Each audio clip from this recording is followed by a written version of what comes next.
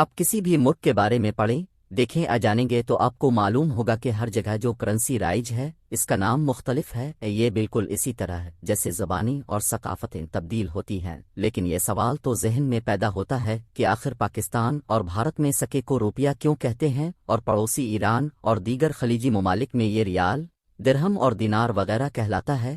تو دنیا کی مشہور ترین لغت آکسفورڈ ڈکشنری آپ کے اس سوال کا جواب دیتی ہے۔ روپیہ۔ سب سے پہلے آپ کو بتا رہے ہیں کہ روپیہ کا لفظ کہاں سے آیا ہو۔ یہ دراصل سنسکرت کا لفظ ہے جس کا مطلب ہے چاندی۔ ہندوستان میں سکے کے لیے روپیہ کا لفظ استعمال ہونا شروع ہوا اور تقسیم کے بعد پاکستان میں بھی اسی لفظ کو رائج رکھا گیا، یہاں تک کہ انڈونیشیا میں بھی سکے کو روپیہ بولا جاتا ہے، اور تینوں الفاظ کا ماخذ سنسکرت کا لفظ ہی ہے۔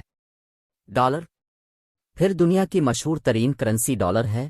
یہ نام امریکہ، Australia, Canada, New Zealand, Singapore اور بھی کئی ممالک میں سکے کے لیے استعمال ہوتا ہے۔ آکسفورڈ کے مطابق اس کا ماخذ جرمنی کا ایک قدیم لفظ ہے جو چاندی سے مالا مال ہاؤخم وادی سے موسوم تھا۔ اس چاندی سے بننے والے سکوں کو کہتے تھے، جو مختصر ہے کر صرف تیلر رہ گیا اور پھر بگڑتا ہوا ڈالر کے نام میں تبدیل ہو گیا۔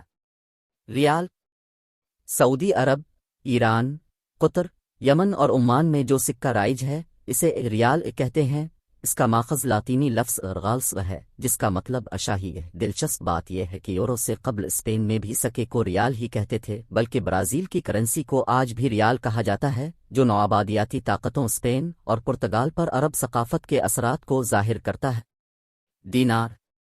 پھر آرڈن، الجزائر، سربیا اور کویت کا سکہ دینار کہلاتا ہے۔ یہ لاطینی لفظ دیناریس کی بگڑی ہوئی شکل ہے جو قدیم روم میں استعمال ہونے والے چاندی کے سکے کو کہتے تھے۔ پاؤنڈ۔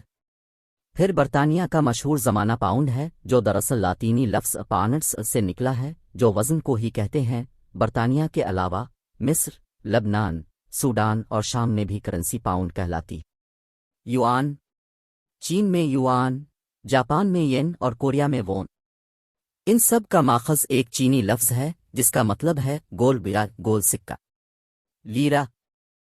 فرانس اور ترکی میں لیرا نامی کرنسی رائج ہے۔ یہ ایک لاطینی لفظ لبرا سے نکلا ہے جس کا مطلب بھی وزن ہی ہے۔ دیگر۔ روس کا سکہ روبیل بھی دراصل چاندی کے ایک وزن کی پیمائش کو کہا جاتا ہے۔